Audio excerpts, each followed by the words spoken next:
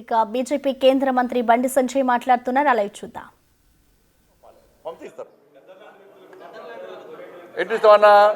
ఎట్టిస్తాం గద్దరికి ఎట్టిస్తాం చెప్పండి ఆయన భావజాలం ఏంది? ఎంతమంది భారతీయ జనతా పార్టీ కార్యకర్తలను మర్డర్ చేసిన వ్యక్తులు ఆయన ఎట్టిస్తాం? మేము పక్కా అయ్యాం.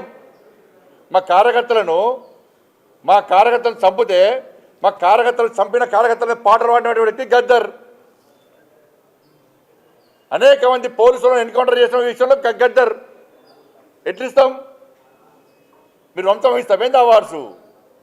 భయపడే ప్రసక్తి లేదు, వెనుకపోయే ప్రసక్తి లేదు. వందల మంది భారతీయ జనతా పార్టీ కార్యకర్తలు నమ్మిన సిద్ధాంతం కోసం భారత్ మాతా కీ జై అని చెప్పి ఆందోళన చేస్తుంటే నక్సల్స్ భావజాలం గద్దర్ మా కార్యకర్తను హత్య చేయించిండు. ఎన్ఐఏ ఎంక్వైరీ చేసింది గద్దర్ గారి మీద. అనేక మంది పోలీసులను ఎన్కౌంటర్ పేరుతో మర్డర్ చేసిండు. అటువంటి వ్యక్తిని ఏ విధంగా పంపుతారు ఇవాళ?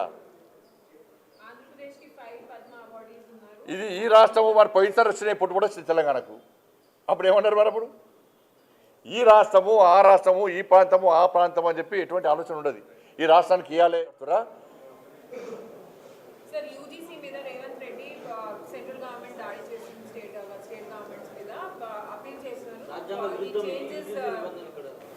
రాష్ట్ర ప్రభుత్వం ఏది పడుతుంది మాట్లాడుతుంది. వాళ్ళు అనుకున్నదే న్యాయం అనుకుంటున్నారు. కానీ ఈ మాట మేము పట్టించుకోము. ప్రజలకు ఏది న్యాయమో, దేశానికి ఏది అవసరమో దాని గురించి ఇంకోళ్ళు విమర్శిస్తే పట్టించుకునే స్థితి లేదు. న్యాయం చేస్తాం తప్పకుండా. అరే ఉన్నాయి, అమలు చేయమని చెప్పారు. ఫస్ట్ అటల్ పెన్షన్, ఆసరా పెన్షన్ ఇస్తాను ఎవరు? 4,000 ఇస్తాను ఎవరు? 4,000 రూపాయలు ఇస్తాను ఎవరు? ఆసరా పెన్షన్ ఎంతమందికి ఇచ్చారు? ఎందుకు ఇస్తలేరు? పేర్లు ఎందుకు? అటల్ ఏదైనా కూడా కేంద్ర ప్రభుత్వం ఒక ఆలోచనతో క్యాబినెట్ నిర్ణయం తీసుకుంటుంది. దాన్ని అమలు చేయాల్సిన బాధ్యత ఎవరిది? రాష్ట్ర ప్రభుత్వాలది.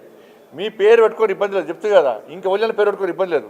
కానీ దాని కింద కేంద్ర ప్రభుత్వం నిధులు తీసుకున్నప్పుడు కింద పెట్టుకోవడం లేదా? ఇప్పుడు పోయినసారి ప్రధానమంత్రి ఆవాస్ యోజన కింద 2,40,000 ఇళ్ళు ఇచ్చినాం మేము. ఇదే కేసీఆర్ ఇదే పేరు కోసం పాకలాడబడి ఒక్క ఇల్లు ఇవ్వలే. చలో లబ్ధిదార లిస్టు బెనిఫిషియర్ లిస్టు షో చేయమని చెప్పండి, రిలీజ్ చేయమని చెప్పండి రాష్ట్ర ప్రభుత్వాన్ని. కాంగ్రెస్ పార్టీ ప్రభుత్వం ఉంది కదా. కేసీఆర్ గారు ఎంతమందికి ఈ డబుల్ బెడ్రూమ్ పేరుతో మోసం చేసింది కదా. ప్రధానమంత్రి ఆవాస్ యోజన కింద ఇండ్లు ఇవ్వని మేమిస్తే ఒక్క రూమ్ కట్టిమంటే డబుల్ బెడ్రూమ్ పోటుగాడు డబుల్ బెడ్రూమ్ కట్టిస్తా ఒక్క రూమ్ సరిపోతుందా? అల్లుడు అంటే కాళ్ళు అత్త కనబడతాయట అని శాస్త్ర పీఠకథలు చెప్పేం చేసిండు? 2,40,000 ఇండ్లు ఇస్తే పట్టుమని 10% కూడా ఇండ్లు ఇవ్వాలి వారికి. ఇళ్ళని కూలిపోతున్నాయి అవన్నీ. ఆ ఇళ్ళలో ఉండే పరిస్థితి లేదు ఇవాళ. గిదా వీళ్ళు చేసేది రాష్ట్ర ప్రభుత్వం చేసేది గిదా? రాష్ట్ర ప్రభుత్వాలకు చిత్తశుద్ధి ఉండాలి. పేర్ల మీద కాదు, సంక్షేమ పథకాలు కేంద్రం ఇచ్చే నిధుల విషయంలో కానీ కేంద్రం ఇచ్చేటువంటి సంక్షేమ పథకాల మీద అమలు చేయడంలో చిత్తశుద్ధి ఉండాలి. వీటి కోసం కాదు.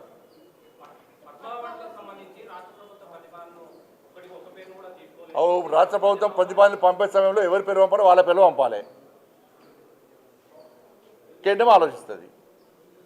మీరు పంపిన పేర్లను ఇస్తారా? ఇది అన్నీ ఆలోచిస్తారు. పంపేటప్పుడు కూడా జాగ్రత్తగా పంపాలి. మంచి వ్యక్తుల పేరు పంపాలి. వీళ్ళు మంచి వ్యక్తులు కాదంటలే నేను. పద్మశ్రీ అవార్డు వచ్చేటువంటి స్థాయి వ్యక్తులను పంపాలి. పంపిస్తారు.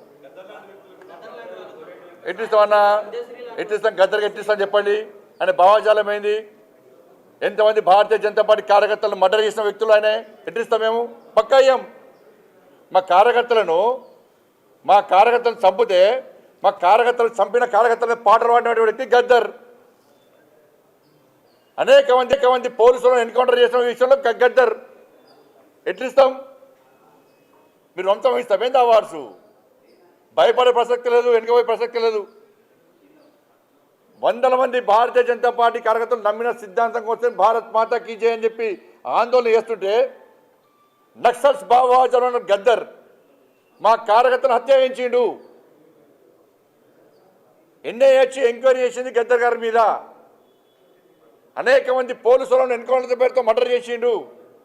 అటువంటి వ్యక్తిని ఏ విధంగా పంపుతారు ఇవాళ? ఇది ఈ రాష్ట్రము మరి పోయినసారి వచ్చినాయి పుట్టుబడి వచ్చింది తెలంగాణకు. అప్పుడు ఏమన్నారు మరి? అప్పుడు ఈ రాష్ట్రము ఆ రాష్ట్రము, ఈ ప్రాంతము ఆ ప్రాంతం అని చెప్పి ఎటువంటి ఆలోచన ఉండదు. ఈ రాష్ట్రానికి ఇవ్వాలి, ఈ రాష్ట్రానికి ఇవ్వద్దని ఎక్కడ ఉండదు. ఇవన్నీ మళ్ళీ వస్తుంది తెలంగాణ సెంటిమెంట్ను మీరు రగిలిసిన తెలంగాణ ప్రజలు అన్నీ తెలుసు. ఎవరు తెలంగాణ సెంటిమెంట్తో లాభపడ్డారు, ఎవరు అమాయకులు ఇలా బలైపోయారు, ఇవాళ ఎవరు లాభపడ్డారు, ఇలా ఎవరి వల్ల తెలంగాణ రాష్ట్రం అభివృద్ధి చెందుతున్నది, ఎవరు నిజమైన తెలంగాణ కోసం ఇవాళ బిల్లును ప్రవేశపెడితే సపోర్ట్ చేసారు, ఎవరి సపోర్ట్, ఏ పార్టీ సపోర్ట్ వల్ల తెలంగాణ రాష్ట్రం వచ్చింది, అన్ని తెలంగాణ ప్రజలు తెలిసి బట్టే ఇవాళ నరేంద్ర మోడీ గారి ప్రభుత్వానికి భారతీయ జనతా పార్టీకి తెలంగాణ ప్రజలు మద్దతు ఇస్తారు. ధన్యవాదాలు.